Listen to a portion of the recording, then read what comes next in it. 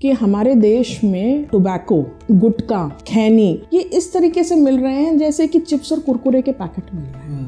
मेरे फादर ने मुझे केवल एक सेंटेंस बोला कि बेटा अगर आपने ये ब्रांच ले ली है, अपने मन से ली है, तो पैसा कमाने की मत सोचो। इतनी दुआ कमाना कि तुम्हारे सामने अमीर से अमीर आदमी फकीर नजर आए। ऑलिव ऑयल को जब आप हीट करते हैं तो उसमें से टॉक्सिन्स निकलते हैं, वो हमारे खाने के लिए उपयुक्त नहीं है। कहीं आपको लगता है कि लैक ऑफ जो इन्फॉर्मेशन है वो कहीं से मिसिंग है? तो मैं ये चाहती हूँ कि ये पोर्ट्रे किया जाए कि कैंसर का इलाज संभव है, बशर्ते ये सही स्टेज पे पता चल जाए, अर्ली स्टेज पे पता चल जाए। और अगर हम ये सोचें कि केवल एयर पोल्यूशन से लंग कैंसर होता है तो हम बहुत ज़्यादा गलत हैं। कैंसर के कितने टाइप का होता है? समझना और जानना बहुत ज़रूरी है कि कैंसर इन्फेक्शियस डिजीज़ नहीं है। मैंने ऐसी फैमिलीज देखी हैं जिनने अगर अपने घर में किसी को खोया है कैंसर से तो वो अपने लिए भी बहुत डरे रहती हैं। वो छोटी छोटी चीज़ों के लिए अपना टेस्ट कराती हैं, उनको ये डर लगता है कहीं मुझे कैंसर तो नहीं हो गया। प्लास्टिक का यूज़ कम से कम करिए। आनंद पिक्चर में दिखाते हैं कि मरीज अपनी बीमारी से तो मर ही रहा है, दवा से भी मर रहा है। जिस स्टेज की बीमारी का इलाज इंडिया में संभव है उनका बाहर भी संभव है। अगर लंग कैंसर डायग्नोज हो गया तो हम दिनों और महीनों में लाइफ बताते थे पेशेंट्स की, अब वही पेशेंट सालों जी रहे हैं। आपको ये समझना पड़ेगा जो कैंसर की गांठ होती है, कैंसर के जो घाव होते हैं, वो शुरू में उनमें दर्द नहीं होता है। हर प्रोफेशन में बुरे लोग हैं, किस प्रोफेशन में नहीं है, और उतने ही % लोग डॉक्टरी में भी बुरे हैं। आपका परिवार में एक कैंसर का पेशेंट होता है, हमारा तो परिवार ही कैंसर के पेशेंट्स का है। कविशाला में आप सभी का स्वागत है। अलग अलग टॉपिक्स में बात होने के बाद राजनीति में हमने बात कर ली, किताबें में बहुत बात हुई, कविताओं में बात हुई। एक जो डेली लाइफ के लिए सबसे ज़्यादा ज़रूरी है, सबसे ज़्यादा इम्पॉर्टेंट है, वो होता है हेल्थ। स्वास्थ्य अगर ठीक है तो ज़िंदगी ठीक है। मुझे लगा कि स्वास्थ्य के इर्द गिर्द भी बात होनी चाहिए। जो हमारा नया इनिशिएटिव है बिग जर्नी, जिस भी वर्टिकल में लोग पंक्ति की तरफ बैठे हुए हैं, जो लोग काम कर रहे हैं, जिनको देख कर लोग प्रोत्साहित होते हैं, कुछ ना कुछ सीखते हैं, उनके जरिए उनकी कहानियाँ और वो जिस भी वर्टिकल में काम कर रहे हैं वो कहानियाँ लोगों तक पहुँचे।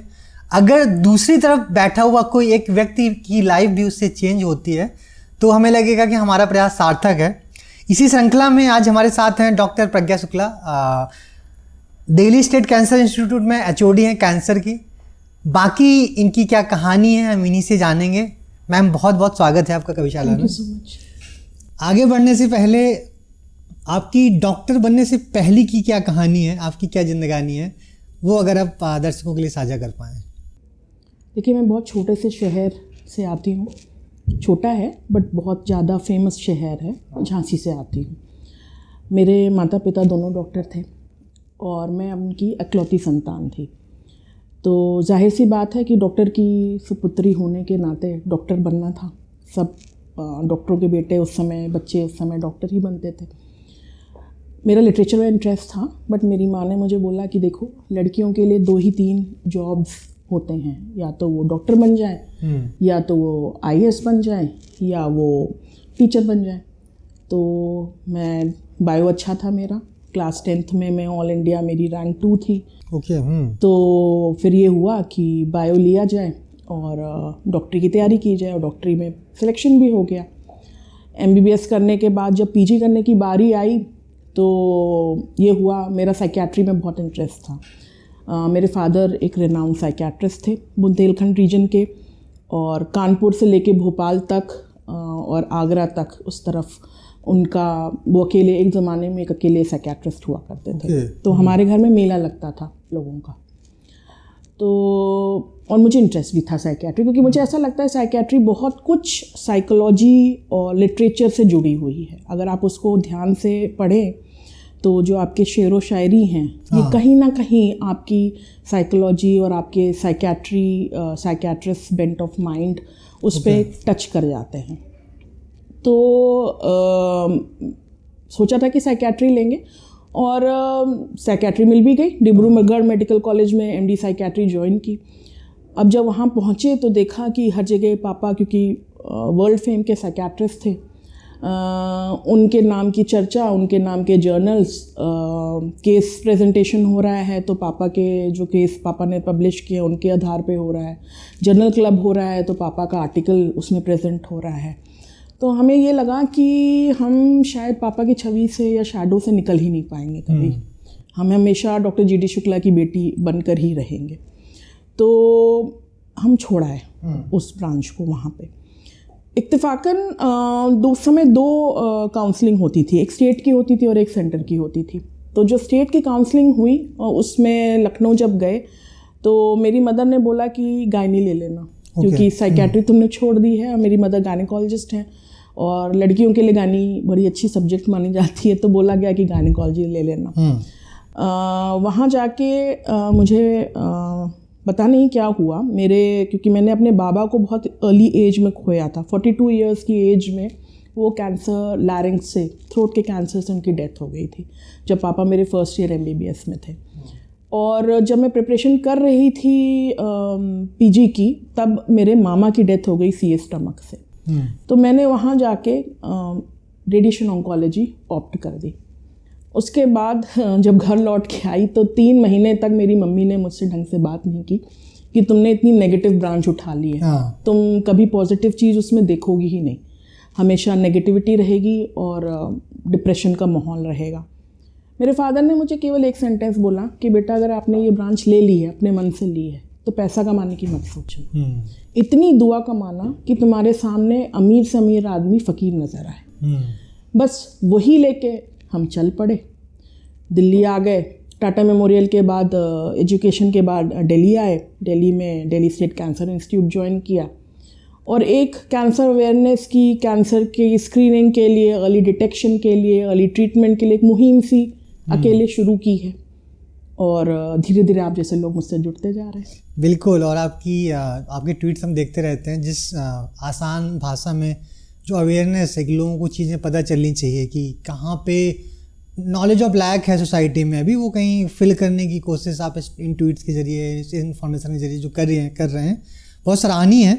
हम आगे बढ़ते हैं, जो आपका एक्सपर्टीज है उस पर हम थोड़ा आगे डिस्कशन करेंगे। उससे पहले अगर चूँकि आप एक डॉक्टर हैं, एक इंडिविजुअल को जिसको हेल्थ से कोई मतलब नहीं है ना, उसको आपको बताना हो कि हेल्दी लाइफ क्या होती है, और साथ में अगर आपके तरफ से कुछ बेसिक्स कि ये 5 चीज़ें, 10 चीज़ें, 2 चीज़ें, 20 चीज़ें, जितनी भी बेसिक्स हैं कि डेली रूटीन में उसको फॉलो ही करने हैं, वो अगर आप बता पाएँ। मुझसे ये क्वेश्चन ना बहुत बार पूछा जाता है और OPD में जो हमारे पेशेंट्स आते हैं, उनके संग जो अटेंडेंट्स होते हैं, उनके जो परिवार वाले होते हैं, वो मुझसे ये बात बहुत बार पूछते हैं। और कई बार मैंने सोचा मैं इस चीज़ का कैसे जवाब दूं, तो मुझे एक चीज़ बहुत सरल भाषा में ये समझ में आई है कि जो हमारी नानी दादी जिस तरीके से रहते थे, वो हमको जीवनशाला अपनी अपनानी है। जिस तरीके से वो सुबह भोर में उठते थे तो अपना कोशिश करते थे कि अपना सारा काम दिन डूबने से पहले निपटा लें, एडिक्वेट स्लीप पैटर्न हो, रेगुलर डिसिप्लिन लाइफ हो। उसके बाद जो सीजनल खाना होता था, खान पान, वो खाया जाता था। उस समय exotic vegetables, exotic fruits, exotic oils, इस सब का चलन नहीं था, है ना। जो पकाने के जिस बर्तन में पकाते थे वो या तो मिट्टी के होते थे या एल्युमिनियम के होते थे, जो भी, या कॉपर के होते थे, जो कि हमको ईजिली जो तत्व हमको अपनी जिस जगह हम रह रहे हैं वहाँ पे मिलते थे।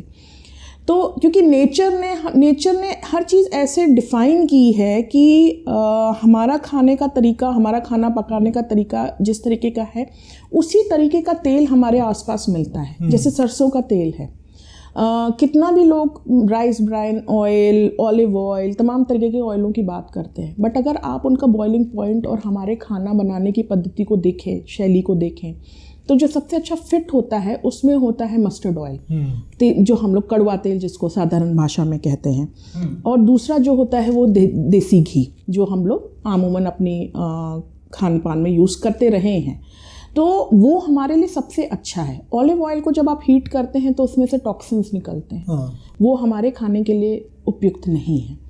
तो एक तो ये चीज़ है। दूसरा, सीजनल फ्रूट्स का और वेजिटेबल्स का यूज़ होना चाहिए। ये जो कोल्ड स्टोरेज में स्टोर्ड और रखी हुई और कहीं से लाई जा रही है और उनको फ्रेश दिखने के लिए उसके ऊपर तमाम चीज़ की छिड़काव हो रहा है, वो सब चीज़ों से बचना चाहिए। प्लास्टिक का यूज़ कम से कम करिए, क्योंकि प्लास्टिक का जो रिसाव होता है, जो केमिकल्स जिससे प्लास्टिक बनता है, जब आप उसमें सामान रखते हैं या उस सामान को गर्म करते हैं या ठंडा करते हैं, तो उसमें रिसाव होता है उस केमिकल का, वो लीचिंग, और वो आपके खाने में आ जाती है। उसकी वजह से फिर कार्सिनोजेनिक उसका इफेक्ट हो जाता है। तो ये बहुत मोटी मोटी चीज़ें हैं जो हमको फॉलो करनी है। हाँ, ये है कि पोल्यूटेड एनवायरनमेंट में हम इस समय रह रहे हैं। अभी आप देख रहे हैं कि बाहर हमारा दिल्ली का कैसा एनवायरनमेंट है, और अगर हम ये सोचें कि केवल एयर पोल्यूशन से लंग कैंसर होता है तो हम बहुत ज़्यादा गलत हैं। बॉडी का हर एक कैंसर डायरेक्टली इनडायरेक्टली हमारा क्वालिटी ऑफ एयर से इफेक्ट हो रहा है। वाटर पोल्यूशन देखिए, जो वो ही पानी है जिसमें आर्सेनिक का लेवल इतना ज़्यादा है, क्योंकि एफ्लुएंट्स उसमें आके मिल रहे हैं, सुवेज आके मिल रहे हैं अनट्रीटेड, तो आर्सेनिक इतना ज़्यादा है। वही पानी से जो उसके आसपास खेत की सिंचाई हो रहा है, वो ही पेस्टिसाइड्स उसमें लीच होके जा रहे हैं, वही पानी उनको दिया जा रहा है। तो हमारे फ्रूट्स में भी और वेजिटेबल्स में भी आर्सेनिक का क्वांटिटी बढ़ गया है, और उसको हम जब ले रहे हैं तो वो कार्सिनोजेनिक का इफेक्ट हो रहा है। जो एक बहुत ही महत्वपूर्ण चीज़ है जंकुर जी, जो मैं कई बार बोलती हूँ ट्विटर पे, हर सोशल मीडिया प्लेटफॉर्म पे मैं बोलती हूँ कि हमारे देश में टोबैको, गुटखा, खैनी, ये इस तरीके से मिल रहे हैं जैसे कि चिप्स और कुरकुरे के पैकेट मिल रहे हैं। जिस जगह पे दिल्ली स्टेट कैंसर इंस्टीट्यूट है हमारा, उसके इर्द गिर्द तमाम स्कूल हैं, तमाम अस्पताल हैं, और हर 10 कदम पे आपको गुटखा, खैनी मिल रहा है। टोबैको चिप्स के और कुरकुरे के पैकेट टंगे हैं, उसी के संग टोबैको के पैकेट टंगे हैं। तो हम अपने आने वाली जो पीढ़ी है, अपनी जो जनरेशन है, उसको इतना एक्सपोजर दे रहे हैं, और ईज़ ऑफ अवेलेबिलिटी है टोबैको की, उसको इतना नॉर्मलाइज कर दे रहे हैं खान पान में कि समझाना मुश्किल हो रहा है कि उसकी कितने गलत परिणाम होंगे। ओके, एक्चुअली आपने बात की जिस तरीके से अवेलेबिलिटी है, वो चाहे गुटखे हो, पान मसाला हो, इसके पहले हम बात भी कर रहे थे।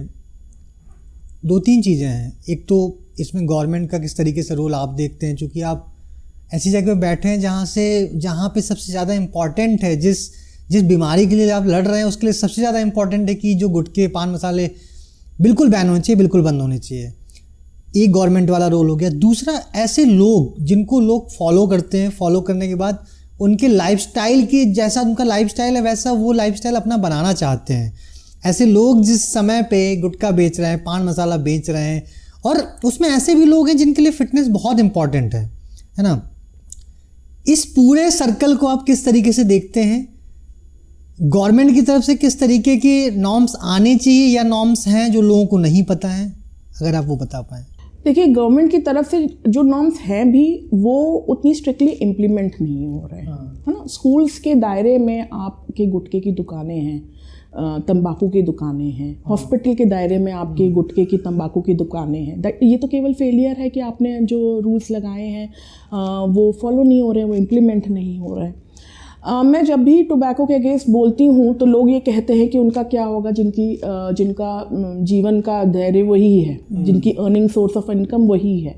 तो आप इसको जस्टिफाई नहीं कर सकते। कल को आप टेररिज्म को जस्टिफाई करेंगे कि ये उनका सोर्स ऑफ अर्निंग वही है। आपको उनको ऑल्टरनेटिव सोर्स ऑफ इनकम बना के देनी होगी, इन अ फेस्ड मैनर देनी पड़ेगी, और ये बहुत ज़्यादा प्रयास मांगता है। ये आप सोचें कि ओवर अ पीरियड टाइम हो जाएगा, नहीं होगा। इसमें बहुत ज़्यादा एक्टिव पार्टिसिपेशन और एक्शन की ज़रूरत है। दूसरी बात जो है, जो मैं कहती हूँ कि जो हमारे सेलिब्रिटीज़ हैं, जो सेलिब्रिटीज़ हैं उनको हमसे बहुत प्यार मिला है ना, और उस प्यार के संग कुछ थोड़ी उनकी रिस्पॉन्सिबिलिटी भी है। उनको उस प्यार की वजह से बहुत पावर भी मिला है, तो उनको अपनी रिस्पॉन्सिबिलिटी भी समझनी है। जो इतनी आसानी से सेलिब्रिटीज़ हमारे टोबैको के, गुटखा के, तंबाकू के ऐड कर रहे हैं, वो उसका लॉन्ग टर्म इफ़ेक्ट्स नहीं समझ रहे हैं कि आप इनडायरेक्टली हमारे जनरेशन को ये दिखा रहे हैं कि ये पार्ट ऑफ लाइफ है, ये पार्ट ऑफ लाइफस्टाइल है, विच इज़ रॉन्ग। मेरा बच्चा जो है 6 साल 7 साल की उम्र से ज़ुबा केसरी समझता था, जिसको शायद सारे चॉकलेट्स का नाम नहीं पता होगा, उसको ज़ुबा केसरी पता था। तो आप ये देखिए कि कितना इफ़ेक्ट हो रहा है। मैं जैसे अभी आपसे थोड़ी देर पहले शेयर कर रही थी कि पिछले वीक मैं इजिप्ट में थी, कायरो में। एक जैसे हमारा चांदनी चौक है वैसा एक बाज़ार था, उसमें हम घूम रहे थे। वहाँ पे एक यंग सा लड़का आया, 22, 23, 24, 25 साल का आप जैसा यंग लड़का। वो आके मुझसे थोड़ी देर में कहता है सेनोरिटा। तो पहले हमें समझ में नहीं आया कि वो मुझसे क्या बात कर रहा है। फिर थोड़ी देर बाद आया, उसके बाद कहता है अमिताभ बच्चन। फिर हमें थोड़ा समझ में आया कि ये हमें बताना चाह रहा है कि अमिताभ बच्चन को ये जानते हैं। फिर थोड़ी देर बाद आया कहता है कि शाहरुख खान। तो हमें ये समझ में आया कि हमारे बॉलीवुड का कितना ज़्यादा लोगों में अप्रोच है। Across countries internationally people recognise Bollywood and Bollywood figures. तो आप ये सोचिए कि उनका अगर वो तंबाकू गुटखा बेचेंगे या उसका प्रमोशन करेंगे तो उसका कितना ही दुष्परिणाम होगा। और यही अगर वो एंटी टोबैको कैंपेन करें तो आप ये देखिए कि उसका कितना पॉजिटिव इफेक्ट हो सकता है। तो हमें अपने उस सेलिब्रिटी हुड को पॉजिटिवली यूज़ करना है। पैसा, मुझे नहीं लगता इन लोगों के लिए पैसा ज़्यादा मायने रखता है। इन लोगों ने इतना पैसा इन लोगों के पास हो गया कि मुझे नहीं लगता कि ये पैसे के लिए ये काम किया जा रहा है। तो दूसरा जो आपने कहा कि लोग जो कि फ़िटनेस से एसोसिएटेड हैं, मेरे को लगता है आप जो बोलना चाह रहे हैं वो हमारे स्पोर्ट्स पर्सनालिटीज़ को लेके बोलना चाह रहे हैं। अब हाल ही में हमारे कई सारे स्पोर्ट्स पर्सनालिटीज़ मतलब जिनके लिए हमारे पास इमेंस रिस्पेक्ट था। मेरे पर्सनली तो मैं बोलूँगी कि बहुत रिस्पेक्ट था। एंड जो कि लाइफस्टाइल और फिटनेस के ऊपर उनकी बातों को हम लोग कितना मानते थे और सुनते थे कि वो कैसे अपनी बॉडी को इतना फिट रख रहे हैं, क्या खाते हैं, क्या कैसे जगते हैं, क्या पीते हैं। और अगर वो टोबैको का प्रमोशन करने लगें तो आप सोचिए कि उसका कितने बुरे वो होंगे, असर होगा। तो ये थोड़ा दुखद है और काफ़ी डिस्करेजिंग है। बिल्कुल, मुझे लगता है इस पे काम होना चाहिए। जिस भी विंग में या जिस भी पंक्ति में लोग बैठे हुए हैं, जहाँ पे भी लोग बैठे हुए हैं, जो जितना इस डिज़ीज़ के लिए, इस बीमारी के लिए जो भी बुराइयां हैं जिनकी वजह से भी हो रहा है, वहाँ पे जहाँ जिस लेवल पे रोक लगाई जा सकती है, रोक लगानी चाहिए। आगे बढ़ते हैं मैम। एक हमेशा से हर इंडिविजुअल के अंदर एक ना भ्रम बोलूँगा, भय नहीं, भ्रम रहता है और वो कहीं ना कहीं हॉस्पिटल्स की तरफ से भी होता है। मैं बहुत एग्जांपल देता हूँ कि कुछ 2018 की बात है। मेरे फादर थे KGMC लखनऊ में एडमिट थे। कुछ इन्फेक्शन था बॉडी में, यूरिन ब्लैडर में उनकी, तो कुछ बहुत लगभग 2-3 महीने तक ट्रीटमेंट चला। डॉक्टर ने एक टाइम बोला इनको कैंसर है ना। मैंने तो क्या किया, मैंने चेक कराई, बहुत जगह रिपोर्ट हुआ, क्रॉस चेक हुआ, दिल्ली में दिखाया, मुंबई में दिखाया, उसमें ये निकला कैंसर नहीं है। नॉर्मल जो इन्फेक्शन की जो भी दवाइयाँ थी वो दी, वो क्लीन हुआ, अभी ठीक है। वो हो सकता है मेरी जगह कोई ऐसा व्यक्ति होता है वहाँ पे जिसके पास रिसोर्सेज नहीं होते या लोगों तक पहुँच नहीं पाता, तो उसके अंदर एक ये भ्रम से भय उसके अंदर घुस जाता और वो हो सकता है उसका सॉल्यूशन ना निकाल पाए, किसी दूसरे जोन में चला जाता। डिप्रेशन है, बहुत सारी बीमारियां और लग जाती साथ में। एक फैमिली मेम्बर तो ऑलरेडी परेशान है और जो लोग साथ में वो लोग और परेशान हो जाते। तो कहीं आपको लगता है कि लैक ऑफ जो इन्फॉर्मेशन है वो कहीं से मिसिंग है? देखिए, बहुत कई लेवल पे प्रॉब्लम्स हैं। एक तो हमारे यहाँ अवेयरनेस, जो कैंसर अवेयरनेस है, वो जितना होना चाहिए वो है नहीं। ठीक है, अगर हम तो अभी मेट्रोज़ में बैठे हैं, ठीक है, बी लेवल टाउन्स में शायद होगी, बट अगर आप अंदर जाइए कस्बों में, गाँव में, तो कैंसर को वो एसोसिएट करते हैं लाइफ सेंटेंस हो गया, उनका डेथ सेंटेंस हो गया। मतलब आपको अगर कैंसर डायग्नोज हो गया तो मतलब कि अब आपकी मृत्यु तो निश्चित है ना, इसका कोई ट्रीटमेंट नहीं। तो वहाँ तक ये इन्फॉर्मेशन ही नहीं गई है कि कैंसर का ट्रीटमेंट है। ठीक है, दूसरा, लोगों को क्या डर लगता है कि अब लोगों ने पिक्चरें देखी होती हैं जैसे आनंद, तो आनंद पिक्चर में दिखाते हैं कि मरीज अपनी बीमारी से तो मर ही रहा है, दवा से भी मर रहा है। तो लोगों को दवा लेने में, ट्रीटमेंट लेने में भी बहुत डर लगता है। कई लोगों को लगता है कि ठीक है, डायग्नोज हो गया, अब ठीक है, अब तो जाना ही है, तो क्या करना है, इलाज लेके। मैं ये समझाना चाहती हूँ और मैं ये हर प्लेटफॉर्म पे बोल रही हूँ, जहाँ पे भी जाती हूँ, मुझे मीडिया और बॉलीवुड का सपोर्ट चाहिए। मुझे एक मतलब कई चीज़ें ना आप इनडायरेक्टली मैसेजेस कन्वे करते हैं एंड उसमें मीडिया और बॉलीवुड का बहुत बड़ा हाथ होता है। जितना अप्रोच इन लोगों की है उतनी हमारी एज डॉक्टर्स नहीं है। तो मैं ये चाहती हूँ कि ये पोर्ट्रे किया जाए कि कैंसर का इलाज संभव है, बशर्ते ये सही स्टेज पे पता चल जाए, अर्ली स्टेज पे पता चल जाए। दूसरा, जो अब मॉडर्न थेरेपीज़ हैं, जो अब आज के ज़माने में, चाहे वो रेडियोथेरेपी हो, चाहे वो कीमोथेरेपी हो, चाहे वो सर्जरी हो, वो इतना एडवांस हो चुका है कि उसके साइड इफ़ेक्ट्स बहुत कम होते हैं। और जो होते भी हैं वो टेम्परेरी होते हैं, वो वापस हो जाते हैं। जैसे आपका ट्रीटमेंट ख़त्म होता है तो जो भी आपको दिक्कत हुई होती है वो रिकवरी हो जाती है। जैसे बाल झड़े होते हैं जिनके, तो वो वापस आ जाएंगे। एक एग्जाम्पल बता रही हूँ मैं। दूसरा, मीडिया में क्या प्रॉब्लम है कि जो हमारी सेलिब्रिटीज़ हैं उनके कई रीजंस होते होंगे, मैं उनसे इस बारे में वो नहीं रखती हूँ कि वो बाहर जाके इलाज करवाते हैं। तो उनका बाहर जाके इलाज कराने का रीज़न ये भी हो सकता है कि उनको प्राइवेसी चाहिए होती है, बड़ी सारी चीज़ें, अलग भी रीजंस हो सकते हैं। दूसरा सबसे बड़ी बात है कि वो अफोर्ड कर सकते हैं वो बाहर जाके ट्रीटमेंट कराना।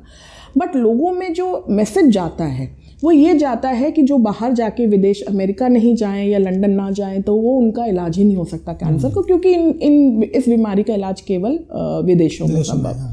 तो मैं ये चाहती हूँ, रिक्वेस्ट करती हूँ लोगों से कि प्लीज़ आप इस चीज़ को एम्फसाइज करिए। जिस स्टेज की बीमारी का इलाज इंडिया में संभव है उनका बाहर भी संभव है, जिनका इलाज इंडिया में संभव नहीं है उनका बाहर भी संभव नहीं है।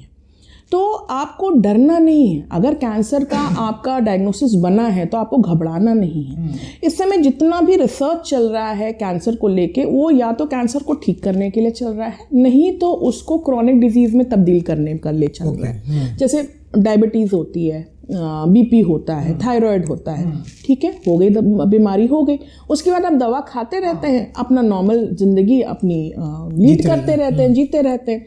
यही कैंसर में भी होने वाला है। या तो आप एकदम ठीक हो जाएंगे या फिर आपको ऐसी कोई दवा होगी जो आप खाते रहेंगे और आपकी डिजीज़ कंट्रोल रहेगी। लंग कैंसर इसका बहुत बड़ा उदाहरण है। लंग कैंसर जहाँ पे जब मैं पढ़ रही थी उस समय अगर लंग कैंसर डायग्नोज हो गया तो हम दिनों और महीनों में लाइफ बताते थे पेशेंट्स की। अब वही पेशेंट्स सालों जी रहे हैं, ठीक है। हाँ, ये मैं ज़रूर मानती हूँ कि वो दवाएं थोड़ी महंगी हैं, जो थोड़ी क्या काफ़ी महंगी हैं, बट जैसे जैसे डेटा इकट्ठा होता जाएगा वो दवाएं इंडिया में भी बननी शुरू हो जाएंगी और फिर वो इलाज का जो खर्चा है वो कम होता जाएगा।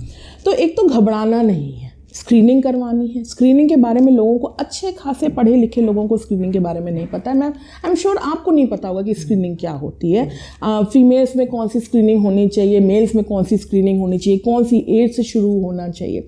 तो स्क्रीनिंग के लिए अवेयरनेस क्रिएट करना बहुत ज़रूरी है। ये गवर्नमेंट को अपने जैसे ना सॉफ्ट मैसेजेस जाते हैं, मीडिया के थ्रू जाते हैं, बॉलीवुड के थ्रू जाते हैं, उसको यूज़ करना चाहिए और स्क्रीनिंग पे बहुत ज़्यादा इम्पोर्टेंस वो करना चाहिए। दूसरा, कैंसर वैक्सीनेशन पे बहुत ज़्यादा इम्पोर्टेंस देना चाहिए, क्योंकि सर्वाइकल कैंसर वैक्सीन हमारे पास अवेलेबल है, तो उस पर हमको बहुत इंपॉर्टेंस देना चाहिए। कैंसर सर्विक्स एक चीज़ है जो हम ख़त्म कर सकते हैं वैक्सीनेशन के ज़रिए, तो उस पर हमको इम्पोर्टेंस देना चाहिए। अच्छा, एक हमारी थोड़ी मेडिकल एजुकेशन की भी हमारी थोड़ी कमी है कि जो हमारे MBBS में जो पाठ्यक्रम है उसमें ऑन्कोलॉजी पे बहुत ज़्यादा जोर नहीं है। जो मेडिकल बीच में आया था MCI का कि हर मेडिकल कॉलेज में ऑन्कोलॉजी सेंटर होगा, अब वो ऑप्शनल में डाल दिया गया है। तो ये बहुत ज़रूरी है कि बच्चों को पढ़ाया जाए कि कैंसर, जैसे आप बता रहे हैं कि लखनऊ में आपको बोला गया कि ये कैंसर है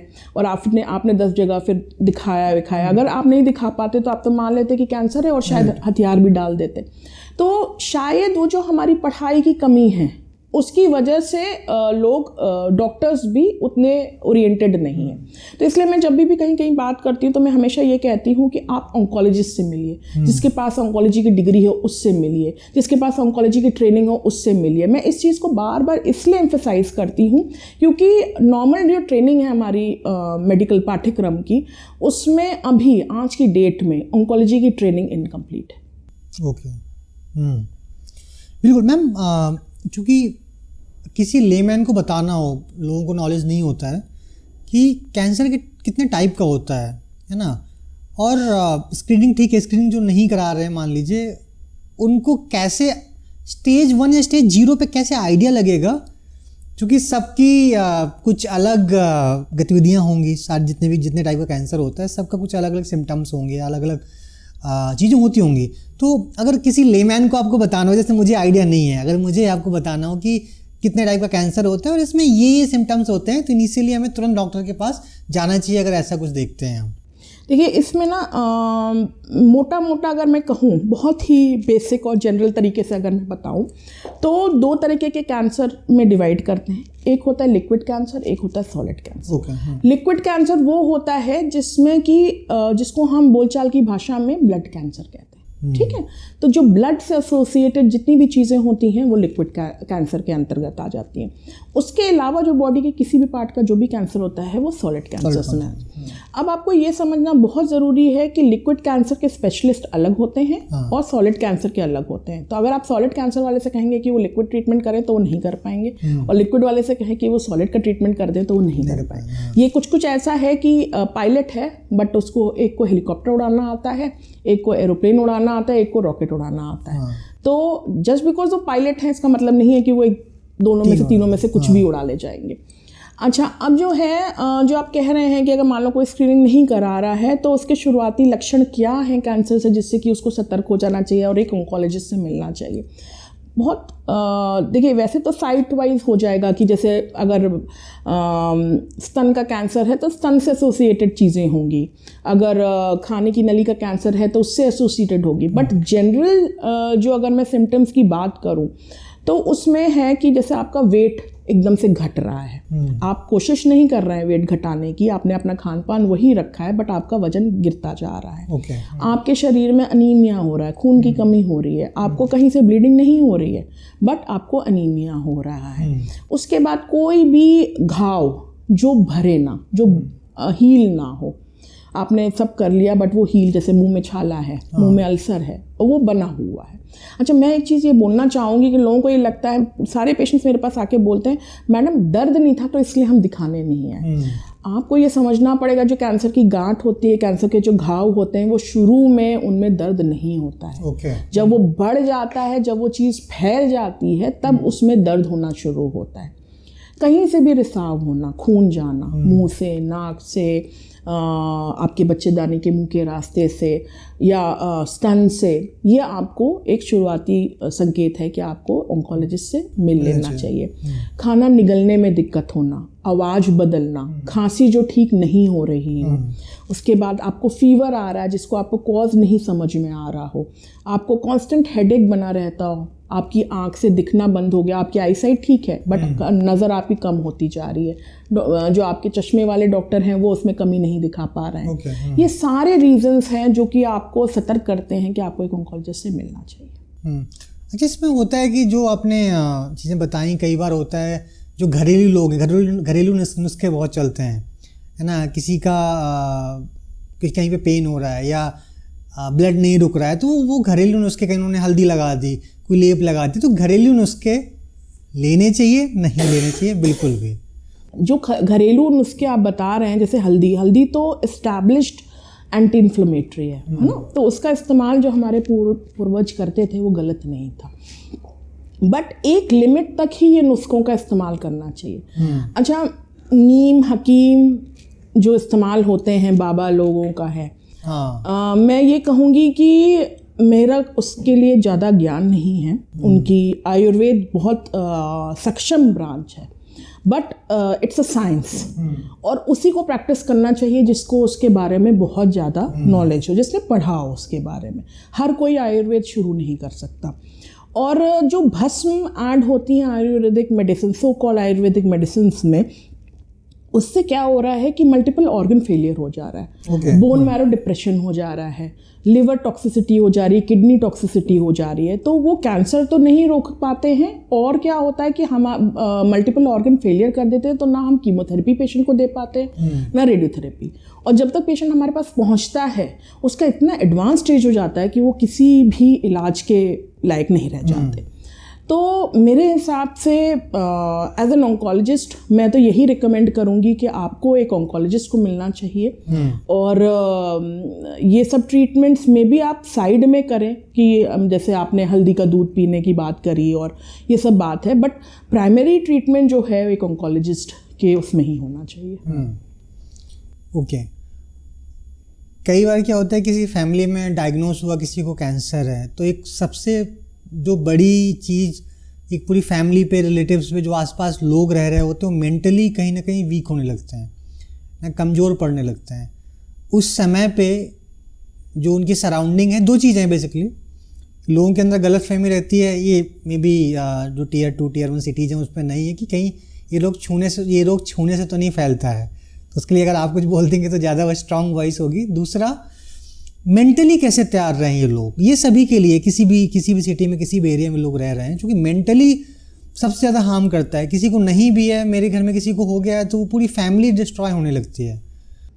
देखिए, एक तो ये समझना और जानना बहुत ज़रूरी है कि कैंसर इन्फेक्शियस डिजीज़ नहीं है। तो ये छूने से, साथ में रहने से, साथ में खाना खाने से, एक कमरे में रहने से एक दूसरे को नहीं होगा। हमारे पास ये आता है, आप जो बोल रहे हैं बिल्कुल सही कह रहे हैं। हमारे ओपीडी में भी पेशेंट्स हमसे पूछते हैं, रिलेटिव्स पूछते हैं कि अब हमारी माँ को कैंसर हो गया है तो क्या हम बच्चों को अपने उस घर में रख सकते हैं। तो उससे कोई भी फ़र्क नहीं पड़ता, कोई इन्फेक्शन का वो नहीं है। दूसरा जो है, ये डिजीज़ केवल 10% केसेस में जेनेटिक होती है। बाकी सब जो है वो म्यूटेशन और आपकी लाइफस्टाइल से एसोसिएटेड है। तो आपका जो एनवायरनमेंट है, एक्सपोजर टू कार्सिनोजेंस हैं, उनसे अफेक्टेड है। तो आप 10% मात्र है जो कि आपका जेनेटिक होता है। फिर रहा मनोबल की बात जो आप कह रहे हैं, बिल्कुल मनोबल टूटता है लोगों का। और मैंने ऐसी फैमिलीज़ देखी हैं जिनने अगर अपने घर में किसी को खोया है कैंसर से, तो वो अपने लिए भी बहुत डरे रहती हैं। वो छोटी छोटी चीज़ों के लिए अपना टेस्ट कराती हैं, उनको ये डर लगता है कहीं मुझे कैंसर तो नहीं हो गया, है ना। या कैंसर से अगर पेशेंट का ट्रीटमेंट हो गया और वो ठीक हो गया, उसके बाद भी वो बहुत डरे रहते हैं कि कभी वापस आ जाएगा। हाँ, कैंसर वापस आता है, बट इसको कुछ लोगों में आता है, सब में नहीं आता है वापस, ठीक है। तो उसको डर के उसके संग नहीं रहा जा सकता। आपको उसके लिए, देखिए, ऐसे तो सड़क पर चलते हुए भी एक्सीडेंट हो जाते हैं, है ना। लोगों को हार्ट अटैक आ जाते हैं बैठे बैठे, कुछ पता नहीं होता। तो ये तो बहुत ही अनफोर्सीन सिचुएशंस होती हैं, बट आपको उससे डर के नहीं रहना है, उससे लड़ना है और जीतते भी हैं। आई थिंक ऑलमोस्ट सारा कुछ कवर कर दिया आपने कि जेनेटिक कितने लोगों में वापस आता है, या रिपीट कितने लोगों में हो सकता है। किसी को एक बार कैंसर हुआ तो क्या दोबारा होने के चांसेस हैं, ऑलमोस्ट आपने कवर कर दिया। लेकिन अभी भी अगर मान लीजिए किसी को कैंसर के सिम्टम्स पता चल चुके, कैंसर है, डॉक्टर्स का अप्रोच या हॉस्पिटल्स का अप्रोच क्या होना चाहिए, किस तरीके से वो जाए, एक जगह गया क्या दूसरी जगह भी जाना जरूरी है, या राइट ऑप्शंस क्या हैं, अगर हम केवल इंडिया की बात करें अभी? देखिए, केवल इंडिया की बात करें क्या, हम कह रहे हैं कि सब कुछ इंडिया में है, आपको बाहर जाने की ज़रूरत नहीं। अगर आप बाहर जा रहे हैं तो आपका रीज़न कुछ और होना चाहिए, ये नहीं कि ट्रीटमेंट अवेलेबल नहीं है, ठीक है। दूसरा ये है कि आपको कोशिश करनी चाहिए कि आप ऑन्कोलॉजिस्ट से मिलें। ऑन्कोलॉजिस्ट माने वो कैंसर के डॉक्टर जिनको ट्रेनिंग या डिग्री हो कैंसर में। क्योंकि जैसे मैंने पहले भी बोला कि हमारे MBBS के पाठ्यक्रम में ऑन्कोलॉजी उतने अच्छे से कवर नहीं हो रही है ना, तो कई सी चीज़ें मिस हो जाती हैं डॉक्टरों से। अच्छा, जो पेशेंट है, अब यहाँ पे ना गूगल डॉक्टर का बहुत ज़्यादा रोल आ गया है, तो वो एटलीस्ट मैं अपनी फील्ड में कहूँगी कि बहुत गलत है, बहुत घातक है। उससे क्या होता है कि अगर वो पेशेंट पढ़ लेता है कि 0.1% पेशेंट्स में ये साइड इफ़ेक्ट हुआ, वो हर अपने बॉडी में होने वाले साइड इफ़ेक्ट को उससे रिलेट कर लेता है, चाहे आपके ट्रीटमेंट का उससे कुछ लेना देना हो चाहे ना हो। दूसरा, वो अलग अलग ट्रीटमेंट, जो ट्रायल के भी ट्रीटमेंट्स होते हैं उनके बारे में भी पढ़ लेता है, वो काफ़ी मिसगाइड हो जाता है। तो गूगल से बचिए। आप जब प्लेन में बैठते हैं तो आप कैसे प्लेन उड़ाना नहीं सीखते ना, आप पायलट पे ट्रस्ट करते हैं, बैठ जाते हैं। मैं यहाँ पे आई तो मैंने अपने ड्राइवर पे छोड़ रखा था कि वो मुझे यहाँ लेके आए। तो ऐसे ही आपको डॉक्टर पे भी ट्रस्ट करना पड़ेगा। जो आई एम सैड टू से कि एक सेलिब्रिटी ने डॉक्टर्स को बहुत टेंटेड इमेज प्रस्तुत कर दी अपने एक एपिसोड में। हर प्रोफेशन में बुरे लोग हैं, किस प्रोफेशन में नहीं है, और उतने ही % लोग डॉक्टरी में भी बुरे हैं। आज भी मैं कहती हूँ ज़्यादातर डॉक्टर्स अच्छे हैं, और ख़ास तौर पे जो कैंसर से एसोसिएटेड हैं वो कैंसर के पेशेंट्स के लिए बहुत सोचते हैं। आपका परिवार में एक कैंसर का पेशेंट होता है, हमारा तो परिवार ही कैंसर के पेशेंट्स का है। तो आप सोचिए कि हम कितना सोचते हैं अपने मरीजों के बारे में। हम उनके संग रोते हैं, उनकी डिजीज़ का फेलियर होना हम अपना पर्सनल फेलियर लेके मानते हैं। और आपको मैं बता रही हूँ कि इस संसार में एक ऑन्कोलॉजिस्ट से ज़्यादा खुश कोई नहीं होगा अगर वो कैंसर का ट्रीटमेंट निकल आता है और वो अपने पेशेंट्स को ठीक कर ले जाता है, वो हमारे लिए एक पर्सनल अचीवमेंट होता है। तो ये जो डॉक्टर शॉपिंग है, एक डॉक्टर से मिलिए, हद से हद सेकंड एक ओपिनियन लीजिए। मेरे पास लोग आते हैं, इस फला डॉक्टर ने ये बताया, दूसरे डॉक्टर ने ये बताया, वो ऐसे गट्ठर लेके आते हैं। आप विश्वास नहीं रखेंगे तो कोई भी ट्रीटमेंट बेकार है। हाँ राइट। डॉक्टर का वो ओहदा वही है कि आप गॉड का रेप्लिका माना जाता है धरती पे, कि किसी की जान बचाना, उस पर ट्रस्ट करना ज़रूरी है। बिल्कुल, मैं यहाँ पे आपको काउंटर करूँगी, हम लोग भगवान नहीं हैं। हाँ ठीक है, हम बस वो इंसान हैं जिसने उस बीमारी के बारे में पढ़ा है, हाँ, और अपनी बुद्धि से, अपने दिमाग से उसका भरपूर यूज़ करना चाहते हैं पॉजिटिव वे में। आपको भगवान भगवान है। आप जब किसी डॉक्टर के पास जाइए या आपका जब इलाज चल रहा हो, आप भगवान से बस इतना मनाइए कि हमारे डॉक्टर को बुद्धि सही दीजिए, क्योंकि हम महज जरिया है। मैं हमेशा ये बात कहती हूँ, हम we are just a means. हमने उसके बारे में पढ़ा है, हम वही इंसान हैं। हम भगवान नहीं, हम दानव नहीं हैं। अगर आपका इलाज फेल होता है तो हम दानव नहीं हैं। हम वही कर रहे हैं जो हमको पढ़ाया गया है, जो हमने किताबों में पढ़ा है। कुछ लोगों में वो सक्सेसफुल होता है, कुछ आदमी नहीं हो पाता है। तो आप भगवान से बस ये मनाइए कि आपकी डॉक्टर को बुद्धि वो अच्छी दे।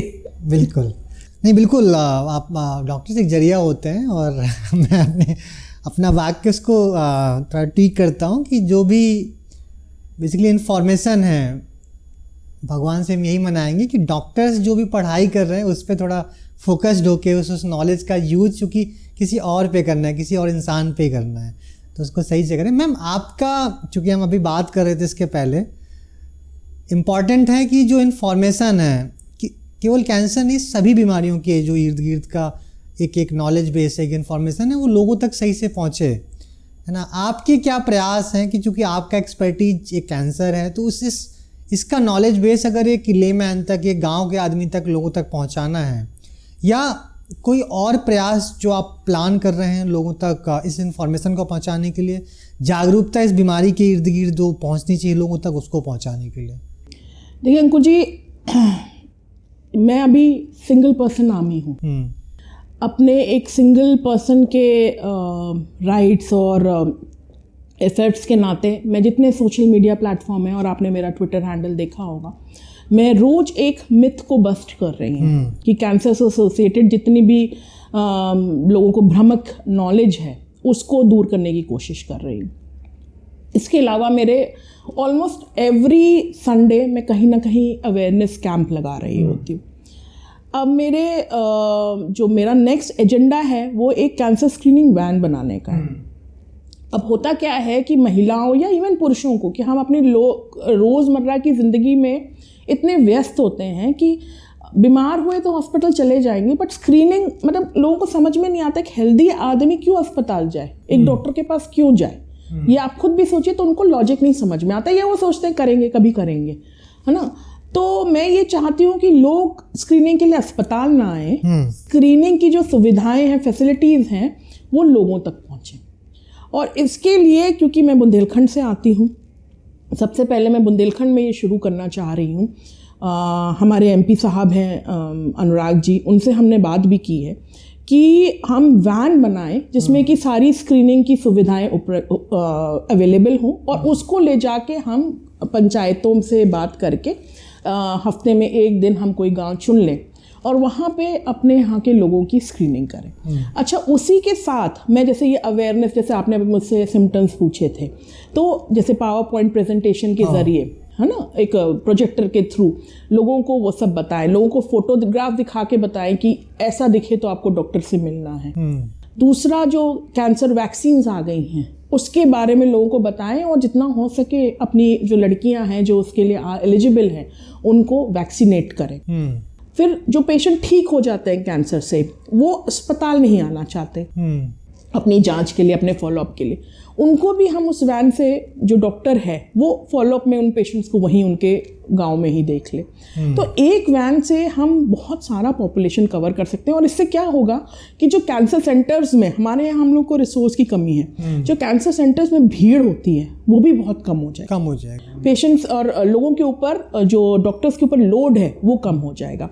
इसमें मैं चाह रही हूँ कि जो हमारी आशा वर्कर्स हैं उनको मैं ट्रेन करूँ, क्योंकि आप अगर देखिए ना, जो महिलाएं होती हैं वो अपनी आशा वर्कर से ज़्यादा घुली मिली होती हैं। वो एक डॉक्टर को अपने नहीं वो बातें बता पाती जो वो आशा वर्कर्स को बता पाएंगी। तो उनको आशा वर्कर्स को अगर पता हो कि ये सिम्टम अगर ऐसा हो रहा है, ऐसा कुछ हो रहा है, तो ये चिंता का विषय है, अगर वो ट्रेंड हो तो शायद हम डिजीज़ को जल्दी पकड़ ले जाएंगे। तो ये मेरी सोच है, देखते हैं इसको कैसे इम्प्लीमेंट करते हैं। बिल्कुल, और मुझे लगता है कि बड़ा आसान हो जाएगा वो पाथ और एक नॉलेज उन लोगों तक पहुंचाना जो काफ़ी दूर बैठे हैं और कहीं से भी उनके पास रिसोर्सेज हैं, बट वो बहुत लोग हैं सही से यूटिलाइज नहीं करते हैं। मुझे लगता है कि बहुत सारे अच्छे इनपुट्स इस बातचीत में मिले। चूँकि हम कविशाला पे बात कर रहे हैं तो हम आपसे यह भी जानना चाहेंगे कि क्या आप कविताएं पढ़ते हैं, किस तरीके के, अगर लिटरेचर का आपका इंटरेस्ट है, लिटरेचर में किस तरीके के राइटर्स को पढ़ते हैं आप? देखिए, मैं जिसको आप कहेंगे कि कोर कवि और कविशाला वाली इंसान नहीं हूँ शायद, क्योंकि मैं साइंस में चली गई और मेडिसिन में चली गई। बट हाँ, मैं लिखती ज़रूर हूँ। जब कोई बात मेरे को टच कर जाती है, मेरे दिल को टच कर जाती है, तो मैं लिखती हूँ। और वो बहुत कुछ सर्कमस्टेंशियल होता है। कोई चीज़ खटक गई, क्योंकि मैं काफ़ी भावुक इंसान हूँ।